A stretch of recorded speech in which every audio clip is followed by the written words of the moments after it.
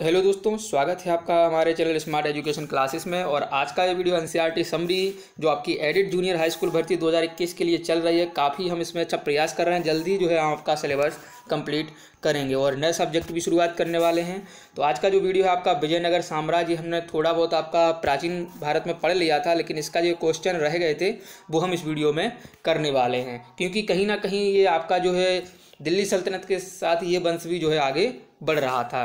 तो चैनल को सब्सक्राइब नहीं किया, सब्सक्राइब कर लिए। 1 सेकंड का समय लगता है, वीडियो लाइक कर दीजिए और शेयर भी कर दीजिएगा। और हम आप जल्दी भी शुरू करते हैं।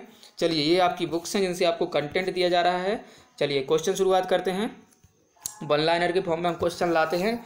विजयनगर साम्राज्य की स्थापना कब और किसने की? तो 1336 ईस्वी में हरिहर और बुक्का दो बंधुओं ने की थी। विजयनगर के किस शासक को विजयनगर के किस शासक ने चीन के सम्राट के पास अपना राजदूत भेजा था? तो वो था बुक्का प्रथम जरूर याद रखिएगा। अभिलेखों में विजयनगर के किस शासक को पूर्वी, पश्चिमी और दक्षिणी सागरों का स्वामी कहा गया है? तो वो शासक था बुक्का प्रथम। चलिए, हरिहर ने विजयनगर क्या है आपका वर्तमान हम्पी को अपनी द्वितीय राजधानी बनाया। विजयनगर के ध्वंसावशेष हम्पी में विद्यमान हैं। विजयनगर का पहला शासक कौन था जिसने बहमनियों से गोवा को छीना था? हरिहर द्वितीय। ये वही गोवा है जहाँ पर पुर्तगाली आके बसे थे और सबसे पहले आए थे और सबसे बाद में गए थे। प्रसिद्ध विजय विट्ठल मंदिर कहाँ पर स्थित है? तो जो विट्ठल मंदिर है वो आपका हम्पी में स्थित है। चलिए, विजयनगर के राजा कृष्णदेव राय ने गोलकुंडा का युद्ध जो है किसके साथ किया था? तो वो किया था कुली कुतुब शाह। ठीक है, इनके साथ हुआ था आपका जो है गोलकुंडा का युद्ध। एक साइड वंश दिया है, संस्थापक, समय और अंतिम शासक। तो संगम वंश के संस्थापक थे हरिहर प्रथम, जो आपका 1336 से 1356 तक रहा, और विरूपाक्ष द्वितीय इसके अंतिम शासक हुए थे। सालुब वंश की बात करें तो सालुब नरसिंह और 1485 से 1505, और इम्बाड़ी नरसिंह जो है इसके अंतिम शासक रहे थे। तुलुप वंश की बात करें तो वीर नरसिंह और सदाशिवराव इसके अंतिम शासक, ये भी याद रख सकते हैं तो रखिए। और आरवीडु वंश के राजा थे तिरुमल और अंतिम थे रंगा तृतीय। तो इनके बारे में थोड़ा बहुत याद रखिएगा। और विजयनगर साम्राज्य का वित्तीय व्यवस्था की मुख्य विशेषता क्या थी? कि भू राजस्व जो है इसकी प्रमुख व्यवस्था थी। भू राजस्व क्या बेसिकली बात क्या थी कि विजयनगर साम्राज्य में मतलब भूमि पर जो कर लगता था उसकी गुणवत्ता यानी कि उसकी उर्वरता, कम भूमि उपजाऊ है, बंजर है, तो उस प्रकार से कर लगता था। ये काफ़ी अच्छी व्यवस्था थी।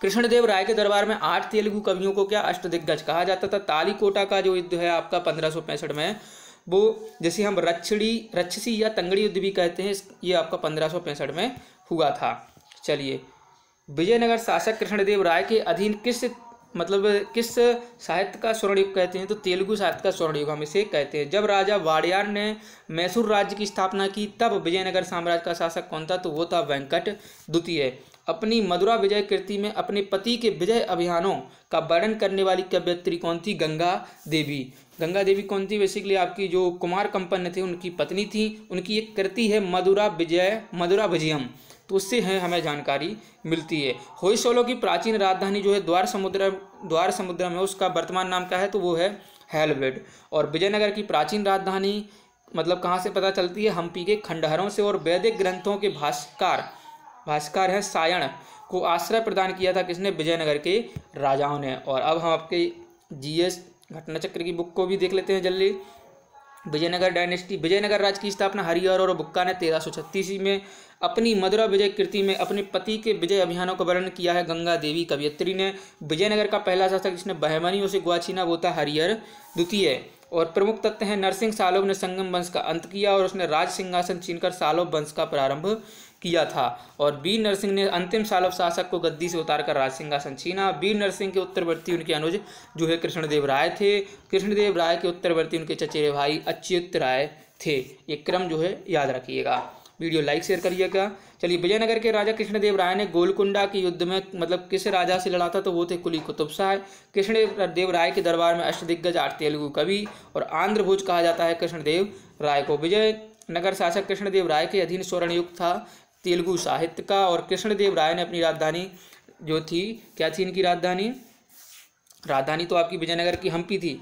चलिए आगे देखिए, कृष्णदेव राय ने स्थापना की थी किसकी? नागलपुर नगर इन्होंने एक बसाया था। चलिए, और विजयनगर का प्रसिद्ध हजारा मंदिर निर्मित किया था कृष्णदेव राय के शासनकाल में हुआ था। अब्दुल रज्जाक विजयनगर आया था देवराय द्वितीय के शासन में। और निकोलो कॉन्टी था इटली का एक यात्री जिसने देवराय प्रथम के समय विजयनगर साम्राज्य की यात्रा की थी। वैदिक ग्रंथियों के भास्कर सायण को आश्रय प्राप्त था विजयनगर राजाओं का, और 1565 में लड़ा गया आपका बैटल ऑफ तालीकोटा। तालीकोटा का जो युद्ध लड़ा गया वो किस किस के बीच लड़ा गया था? तब विजयनगर और बीजापुर के, अहमदनगर तथा गोलकुंडा की संयुक्त सेनाओं के बीच लड़ा गया था। जब राजा वोडियार ने मैसूर राज्य की स्थापना की तब विजयनगर साम्राज्य का शासक कौन था? तो वो था वेंकट द्वितीय। और विजयनगर के शासक कृष्णदेव राय की कराधान व्यवस्था की विशेषता क्या थी? कि भूमि की गुणवत्ता के आधार पर भू राजस्व की दर नियत होती थी तथा कारखानों के निजी स्वामी एक औद्योगिक कर भी देते थे। वह स्थान जहाँ के खंडहर विजयनगर की प्राचीन राजधानी का प्रतिनिधित्व करते हैं वो है आपका हम्पी। और विजयनगर का शासक जिसने चीन के सम्राट के पास अपना राजदूत भेजा वो था बुक्का प्रथम। और प्रसिद्ध विजय विट्ठल मंदिर जिसके 56 तक्षित स्तंभ संगीतमय स्वर निकालते हैं वो है हम्पी में। एक जो मतलब ये बना हुआ है स्तंभ जिसमें आप इसमें कुछ मारेंगे, हाथ मारते हैं तो ये कुछ जो है संगीतमय स्वर निकालते हैं। तो ये था आपका विजयनगर साम्राज्य का वीडियो। इससे बार क्वेश्चन नहीं जाने वाला है। वीडियो लाइक करिए, शेयर करिए और चैनल को सब्सक्राइब नहीं किया तो ज़्यादा से ज़्यादा सब्सक्राइब भी अपने मित्रों को करवाएं। धन्यवाद, जल्दी मिलेंगे अगली वीडियो में। जय हिंद, जय भारत।